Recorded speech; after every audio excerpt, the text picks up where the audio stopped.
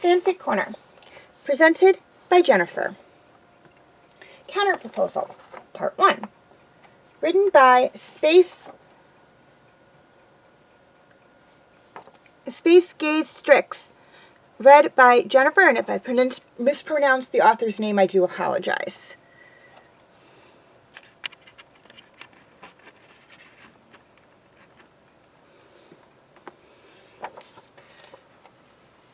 You're up quite early, Your Highness. Callum nearly jumps out of his skin as Rilla's voice greets him just outside his doorway.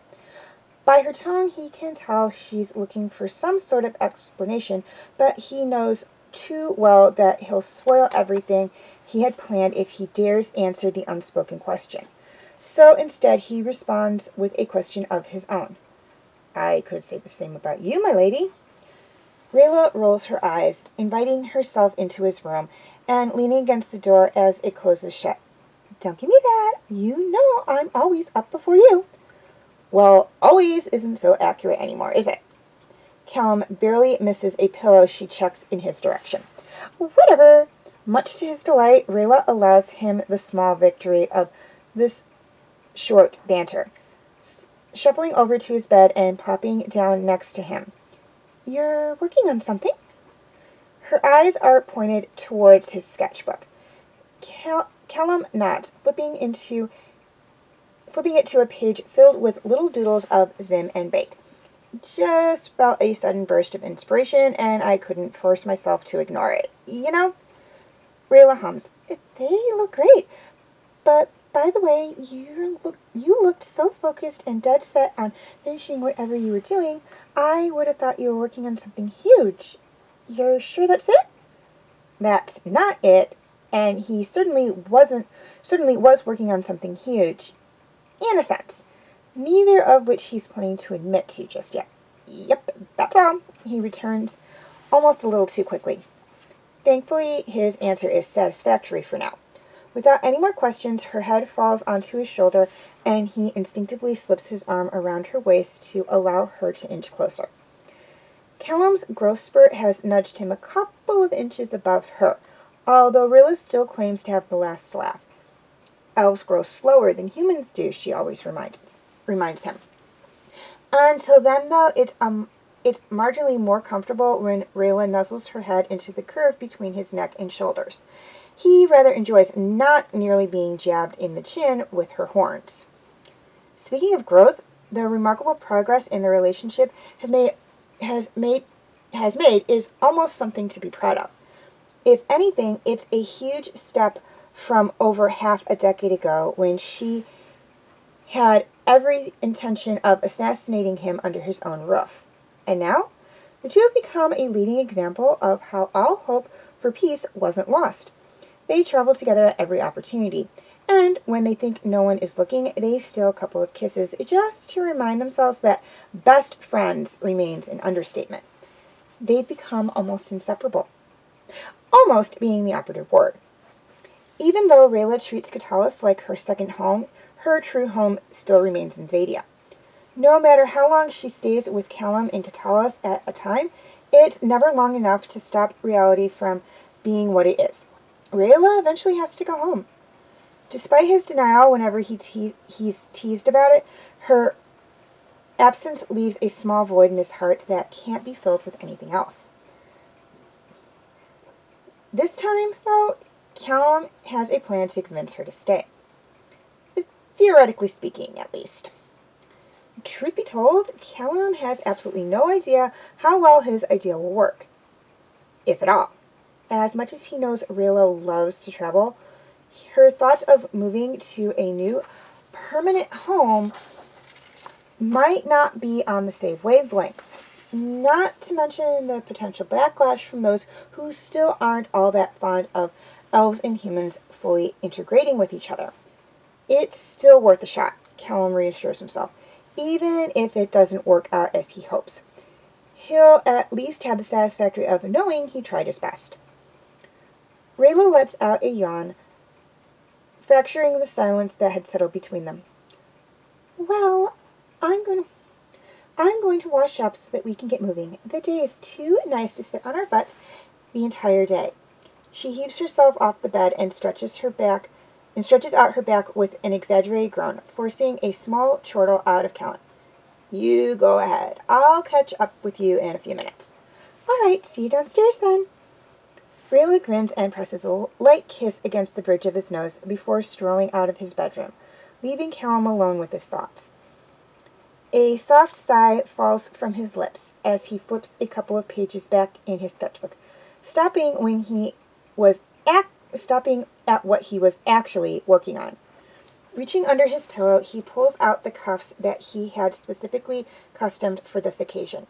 He had paid a hefty amount to get them designed exactly like Rayla's favorite outfit, just to make them more one-of-a-kind. As expected, he had gotten a few side eyes from people who noticed the step prints of Catullus leaving a shop with cuffs used in traditional elven proposals. But his excitement had blocked out all of the curious and wary glances. Just looking at the cuffs sent the same wave of excitement, fear, and hope rushing through his veins again. But Callum forces himself to calm down, knowing how his brain and mouth tend to stop cooperating whenever his nerves spike. All he can do now is wait for the right time, he tells himself. And when that time comes, he really, really hopes she says yes.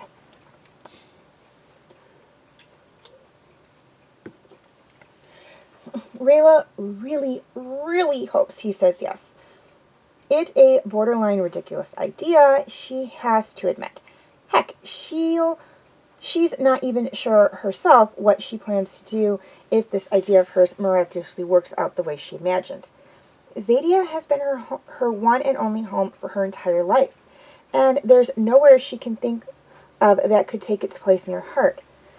And yet, somehow, whenever she returns home from one of her regular visits to Catullus, it feels as if a part of her has been left behind. Every time she racks her brain to figure out what's causing her so much nostalgia and longing, all to no avail. Until Callum comes to mind, that is.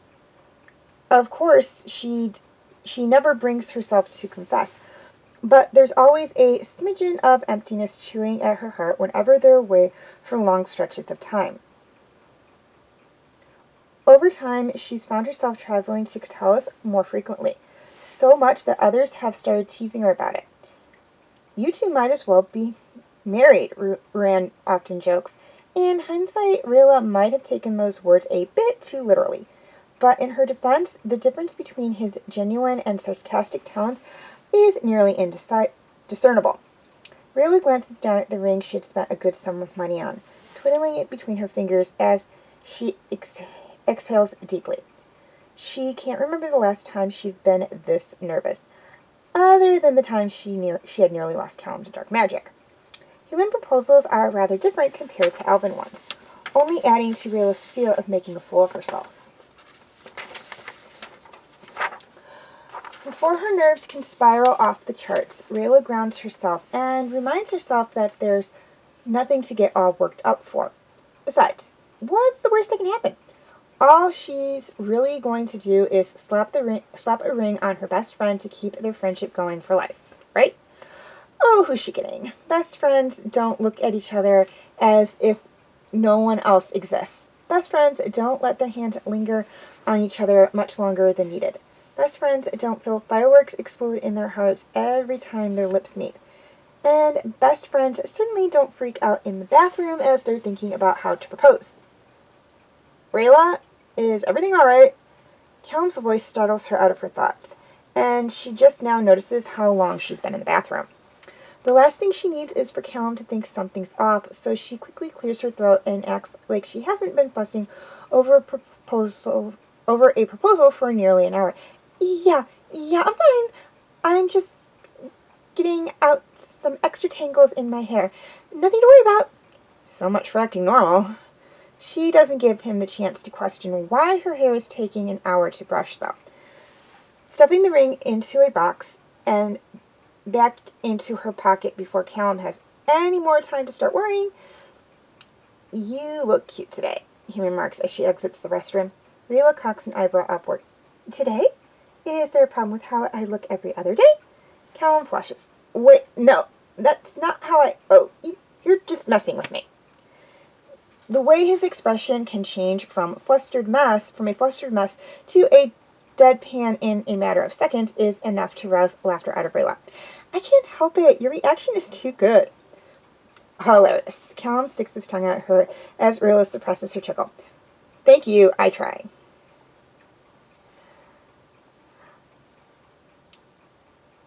Their hands find each other before Rayla even registers it in her mind. She's reminded of how well they complement one another, how natural and relaxed she feels when they're together. She doesn't flinch as Callum gently tugs her closer and kisses her forehead. Well, we're two.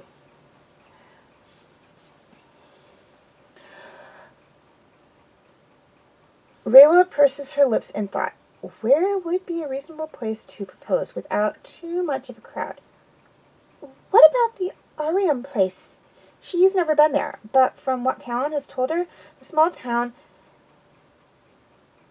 gives off a calm, peaceful vibe. It would be a great place to try and set the mood, she hopes.